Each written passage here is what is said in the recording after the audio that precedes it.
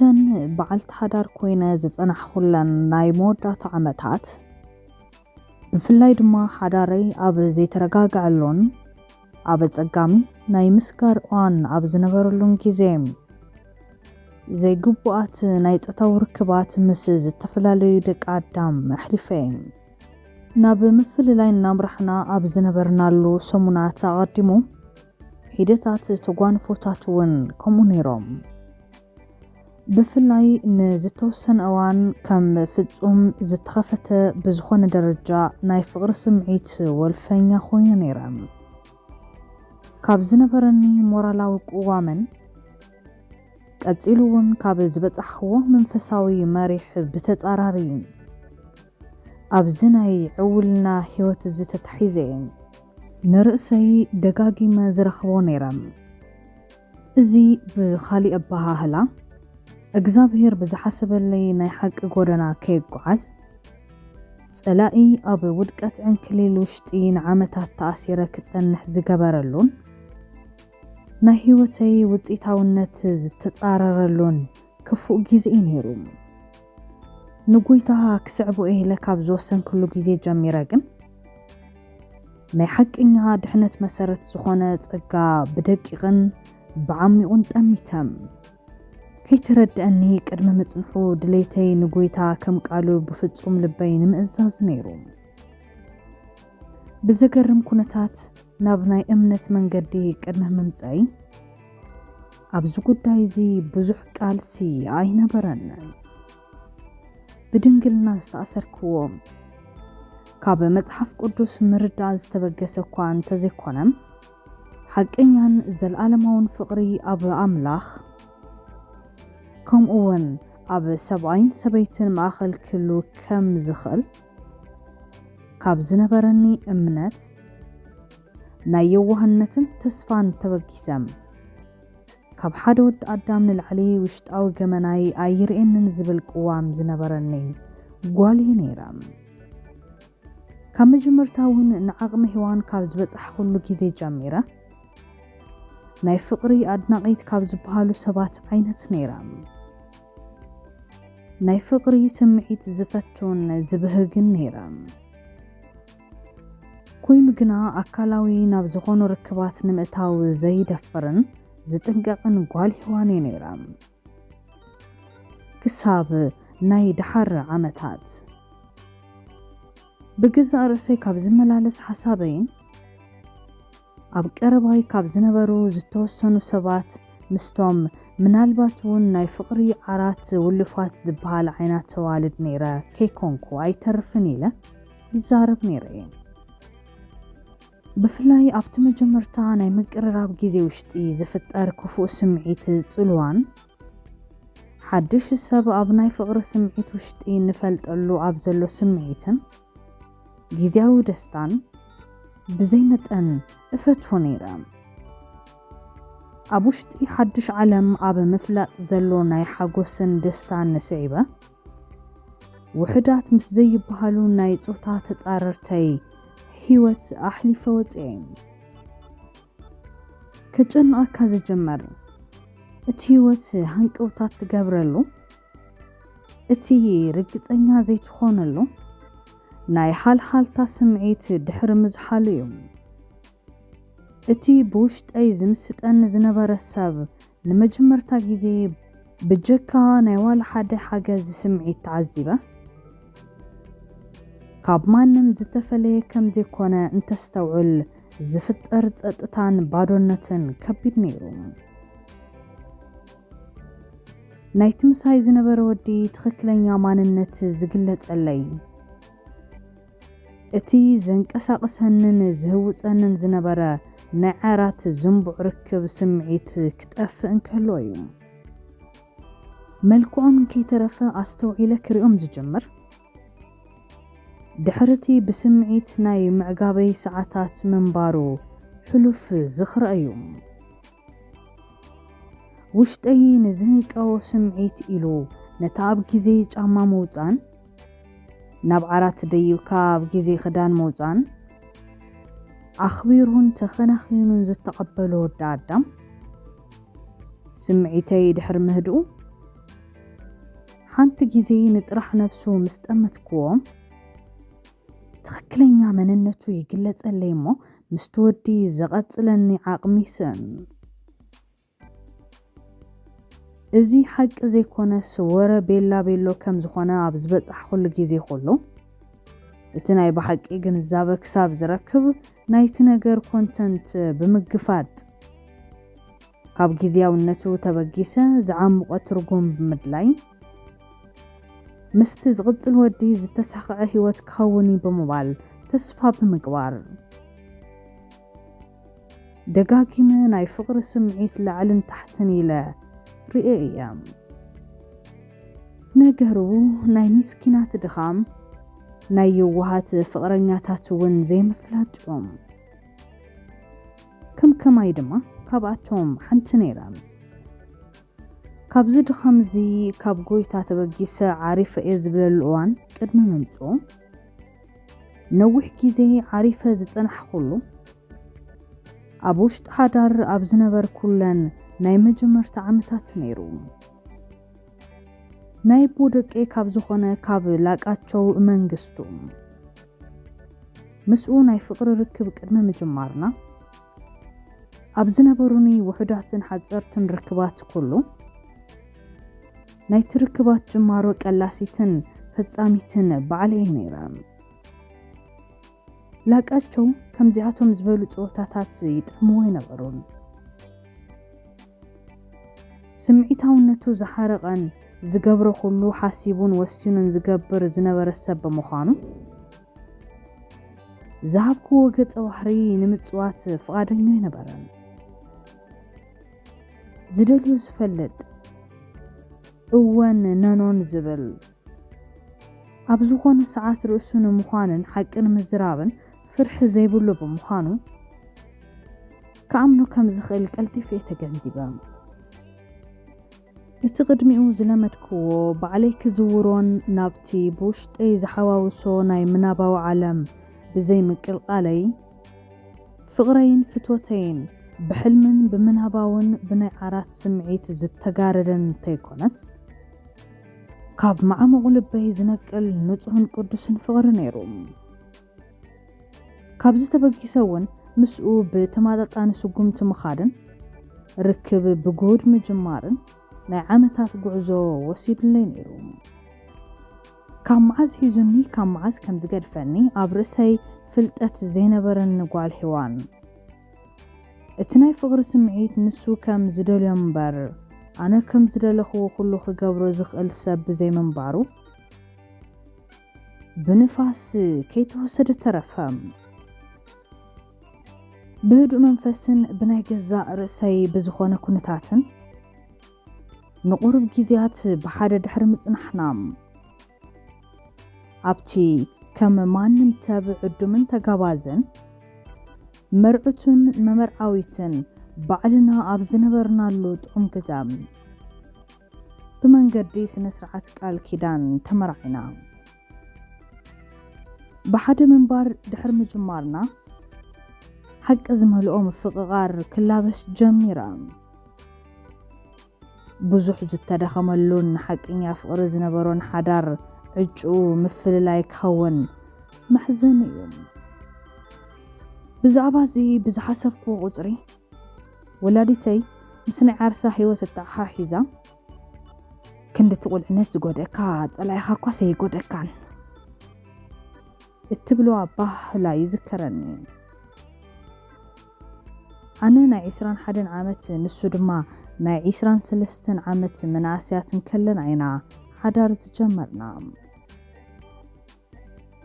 ቁልዕነትናን ዓመፃኝነትናን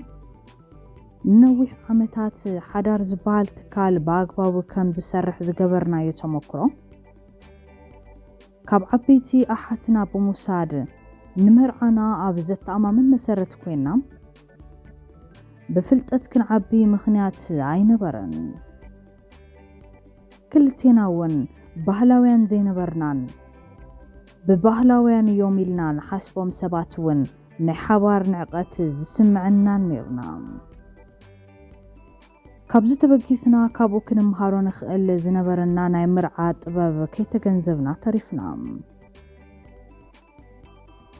ዝኾነ ዓይነት ባህላዊ ትሕዝቶ ብዘይብሉ መንገዲ እኳ ዳስ ባህልን ማሕበረሰብና ነልዒሎም ዝሓዝዎ ልምዲ ተግባራዊ ናይ ምዃን ግቡእ ከም ዘይብልና ንምርኣይ በቲ ዝተለመደ ሰበይቲ ጻዕዳ ተኸዲና ሰብኣይ ድማ ጸሊም ኣብ ዝኽደነሉ ዓይነት ምድላው ኣነ ጸሊም ንሱ ድማ ጻዕዳ ክዳን ለቢስና ኢና ጎጆ ዝወፃና ቅድም ክብል ከም ዝጠቐስክዎ ሓደ ተዓዳማይ ነበረን ምስክር እውን ታልዩ እግዚአብሔር ጥራሕ ነይሩ ንመርዓና እውን መረጋገፂ ሕጋውያን ፈረምቲ ነበርናን ናይ ቃል ኣምላኽ ዘይኣምኑ ፍቅሪ ዘይፈልጡ ሰባት ልምምድ ከም ዝኾነ ብሓባር ሓሲብናን ንዒቕናን ሓሊፍናዮም በቃ ኣብ ልዕሊ ባህላዊ ነገር ብሓደ ልቢ ዓሚፅና ኢና ክንከይድ ኣለና ብዝበልናዮ መንገዲ ሓዳር ጀሚርና ሰብ ዝገብሮ ኩሉ ብዘይሕቶ ዝገብሩ መናእስያት ዘይምዃንና እኳ እንተፈሰናዮ ብሓደ ነገር ግን ብዙሓን ክንመስል እንትርፎ ብዙሕ ነገር ከም ዘሎ ኣስተውዒልና እንተንኸውን ጽቡቕ ነይሩ እዝን ወዲ ከምዝን ዝበሉ ቀልጢፍና ብስለት ዘይበጻሕናሎም ካልኦት ናይ ህይወት ገጻት ዝፈጠርዎ ጉድኣት እምበር እቲ ዘይምፍቕቓር ንምፍልላይና ምኽንያት ኣይነበረን ድሕሪ ንላቃቸው ካብ ዝፈለጥክዎ ንምስኡ ብሓዳር ምንባር ካብ ዝጀመርኩን ካብ ኢየሱስ ትምህርቲ ክሳብ ዝወሰድኩሉ ግዜ ናይቲ ግዜ ኣማልኽተይ ኪነ ጥበብን ባዕሉ ላቃቸውን ነይሮም ንኢየሱስ ብትምህርቲ ኣብ ዝተላለኹሉ ግዜ ግን ጎይታ ቦትኡ ወሲድዎም ኣድህቦይ እውን ብኡ ተወሲዶም ብዝሕዝን ኩነታት በቲ መንፈሳዊ ለውጢ ውሽጢ እንትሓልፍ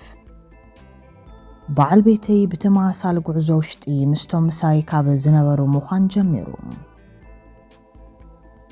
ፍጹም ውህደት ዝነበሮ ናተይን ናይ ላቃቸውን ርክብ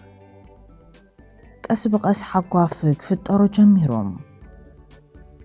ኣብ ናይ ርክብና ማእኸል ዝተለመደ ዝነበረ ከም ፈጠራ ብሞያይ ዘድልየንን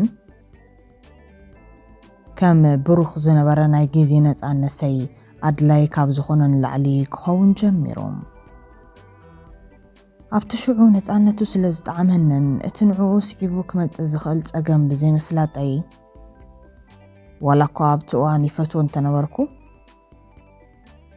ሓድነትና ዝጎድእን ርሕቐት እውን ኣብ ማእኸልና ዝፈጥር ነገር ከም ዝኾነ ግን ተገንዚበ እየ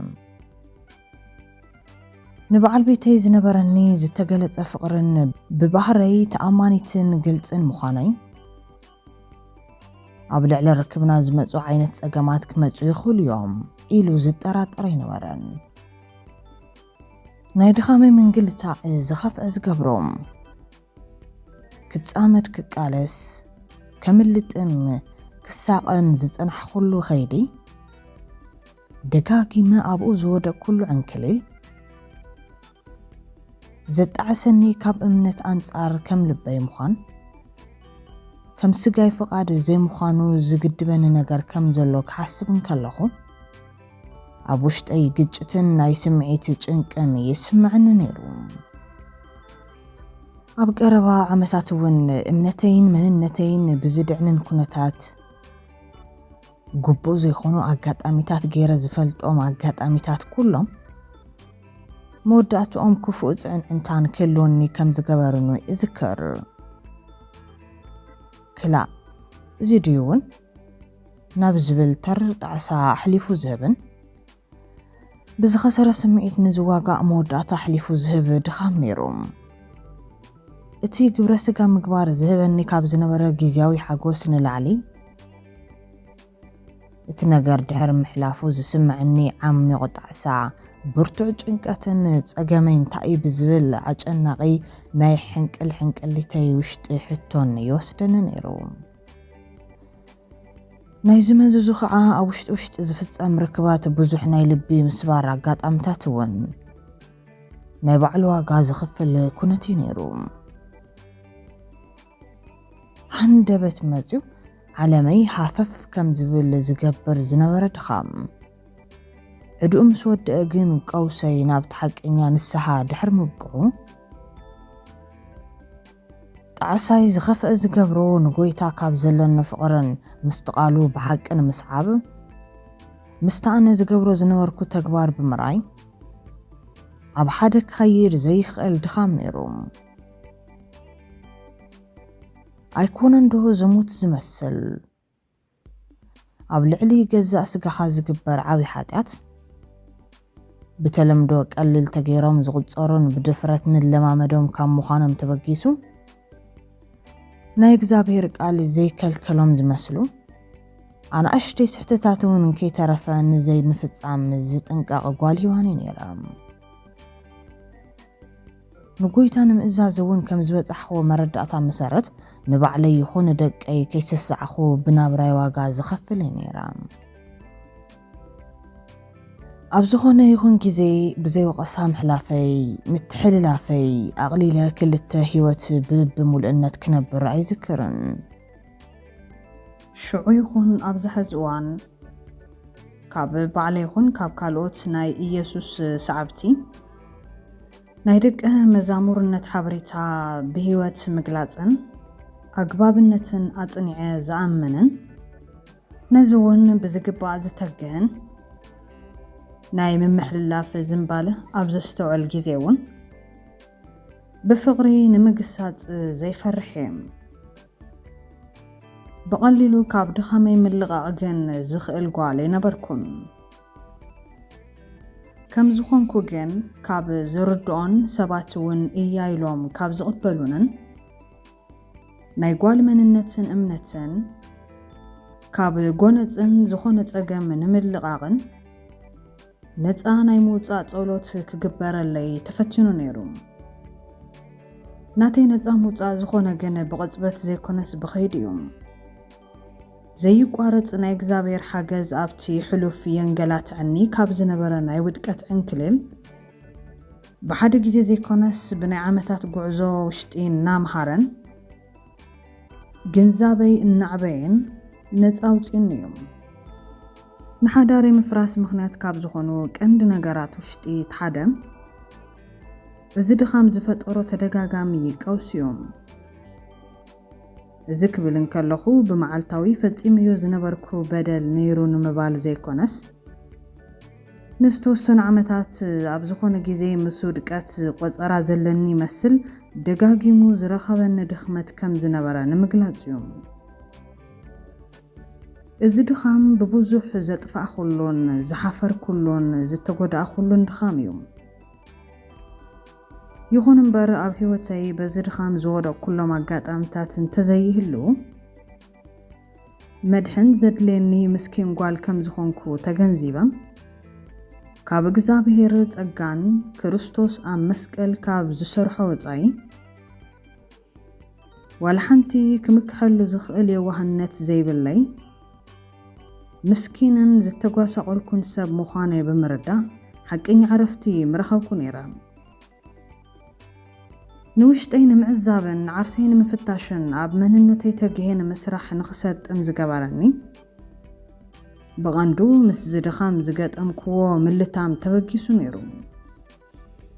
ኩሉ ሰብ ንክመሃር ብውድቀቱ ይሕለፍ ማለት ኣግባብ እኳ እንተዘይኮነ ኣነ ከም ዝነበርክዋ ጓል ሂዋን ዘለዉ ካልኦት እውን ብምኽንያት ውድቀቶም ንዝንዕቁን ንዝፅየፉን ሰባት ንሕና እውን ከምኡን ንፈልጦም ሰባት ዘለዉ ድኹማትን ሓጢአተኛታትን ምዃንና ንምርዳእ ካብ ውድቀት ወፃኢ መንገዲ ይህሉን።